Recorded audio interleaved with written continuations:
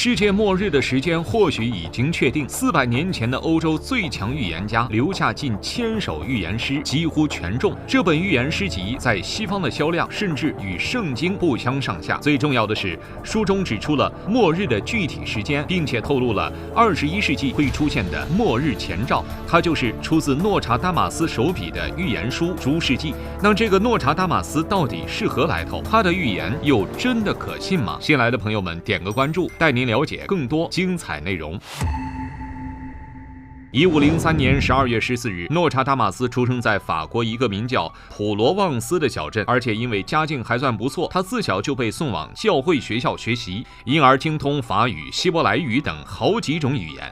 16世纪的法国正被瘟疫困扰着，诺查达马斯深感疾病对人的折磨，就将成为一名好医生当做了自己的人生目标。1522年，他前往蒙彼利埃学习医学，并在此地认识了许多进步的医学人士。学有所成之后，诺查达马斯就走上了大街小巷，勇敢地为感染瘟疫的人们治病。在这一过程中，他研发出了许多种独特的药方。事实证明，这些奇怪的药方有着奇效，顿时让诺查达马斯声名大噪。但就算如此，大街小巷还是有越来越多的人患上瘟疫死去。为了拯救更多的人，诺查达马斯开始泡图书馆，寻找抗击瘟疫的方法。可谁知道，这一寻找反而让他接触到了预言和玄学。自此之后，他的身上仿佛也有了些许的魔力。1538年，诺查达马斯在意大利游学期间，在养猪场里遇上了一个年轻人。当他第一次看见这个年轻人的时候，就出乎意料地跪倒在年轻人的面前，高声喊道：“啊，尊敬的教主！”当时这位年轻人还只是个修道士，根本就不懂这是怎么一回事。诺查达马斯也拒绝多说什么，只说等到了那天，一切自会明朗。后来，这个名叫佩里特果的修道士果然成了塞克斯托恩五世教主。没人知道诺查达马斯怎么就突然从医生转变成了一个带有些许魔力的预言家。可更为神奇的还在后面。在与一位名叫弗洛朗比尔的领主交往时，弗洛朗比尔曾开玩笑地问道：“你觉得院里的这2头小猪，他们会有怎么样的命运呢？”诺查达马斯回道：“白色的会被狼吃掉，黑色的会被你吃掉。”弗洛朗比尔听见这话十分不以为然，特地吩咐仆人杀了白色的猪当做晚餐。结果白色的猪刚杀完，领主家养的小狼就趁着人不注意的时候，悄悄地将猪肉吃光了。仆人见此情况也是很无奈，只能又杀了黑色的猪用作晚餐。晚饭时分，弗洛朗比尔还十分得意地以为诺查达马斯的预言失效了，在那嘲讽他。但诺查达马斯却坚持着自己的看法，双方僵持之下，只好找来仆人对峙。仆人说出真相后，弗洛朗比尔大吃一惊，他不得不佩服诺查达马斯的预言能力了。1555年，诺查达马斯用4行诗写出了一本名为《诸世纪》的预言书，全书大概有942首诗，其中不乏后来应验的预言。风靡欧洲400年的预言书《诸世纪》到底有多神？942首诗推演1000年未来，多首已成现实。这本书到底写了什么？其实《诸世纪》这原来的名字叫百诗集，顾名思义，就是指这部书是上百首诗歌的汇总。只不过他所写诗歌的内容非常独特，是预言诗，其中就有一首精准的预言了当时国王的死讯。也正是因为这首诗，诺查达马斯被法国王室注意到。这首诗写道：年轻的狮子将战胜年老的，在一场单打独斗里，年轻人将刺破那金色龙的双眼，这2处伤口将会迎来金色龙的死亡。这本诗集出版时间是在1555年，而在1559年的时候，当时的法国国王亨利2世就接受了一个年轻贵族的挑战。在与这个贵族进行比拼的时候，亨利2世不幸被对方的枪头给刺杀了双眼。在当时的医疗水平下，是没有办法提供止痛药给亨利2世止血止痛的，因此亨利2世是在无比疼痛的过程中离开了人世。亨利2世一死，诺查达马斯也因为这首预言诗而声名大噪，备受法国王室的关注。这部《诸世纪》也就从诗集变成了风靡欧洲的预言书。但在诗里，诺查达马斯其实没有太过指明事件发生的时间，而只是大概说明了事情的发生和结果。所以大多数人其实也不是一眼就能看出这预言诗到底在说什么。但根据诺查达马斯自己的说法，《诸世纪》的时间线实际上是延续到了3797年的，也就是所谓的世界末日。在这诗集中，诺查达马斯首先预言了在自己死后的第100年，也就是就是1666年，伦敦将会有一场大火。惊人的是，1666年的伦敦还真烈焰冲天，一场大火差点烧毁了整个城。除此之外，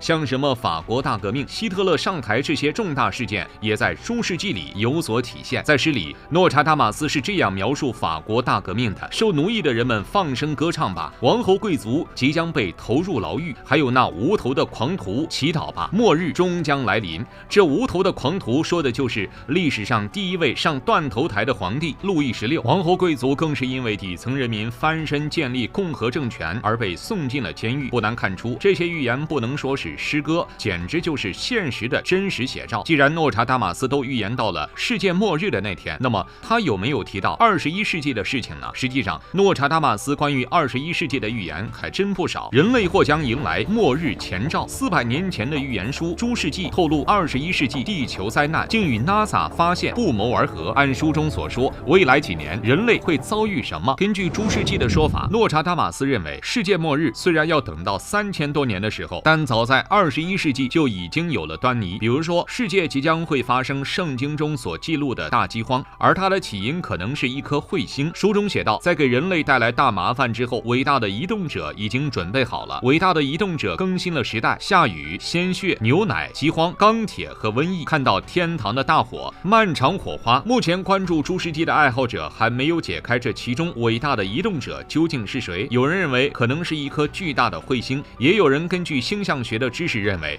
从2020年开始，土星与冥王星就在摩羯座的方位同步，上一次同步还在248年之前。而处于摩羯座的土星象征的是社会的等级制度，也就是国家权力之类的存在，而冥王星代表的是死亡和新生。以此推测，大概就是整个社会经历了死亡和新生的过程。而一场极端的世界性饥荒，对于以食为天的人类来说就是毁灭。除此之外，诺查达马斯还预言了彗星即将接近地球的事件。要知道，16世纪的人们还不知道什么彗星撞地球这类说法，可诺查达马斯却敏锐地观察到了这类现象。在诸世纪中，他直言，在天空中人们看到火和一长串火花。什么东西能够在天空中引起一长串火花呢？恐怕只有天外来物小行星了。小行星进入地球之后，尤其是来到地球大气层的时候，就会被变热，继而就会变成一团火焰一般出现在天空中。事实上，美国宇航局也的确对外宣布，未来几年内会出现巨大小行星撞击地球的可能性。关于人类社会的发展，诺查达马斯也有预言，他觉得21世纪将出现时间机器，而造出时间机器的人正是一个贵族学校里的一个身份尊贵的人。由于诺查达马斯语焉不详，人们到目前都没有解密出身份尊贵的人究竟是谁。毕竟，倘若能造出时间机器，那就能解答出许多历史谜团。关于未来的预言，诺查达马斯还有很多则诗歌，但这些诗歌内容的解答却不怎么容易。诚然，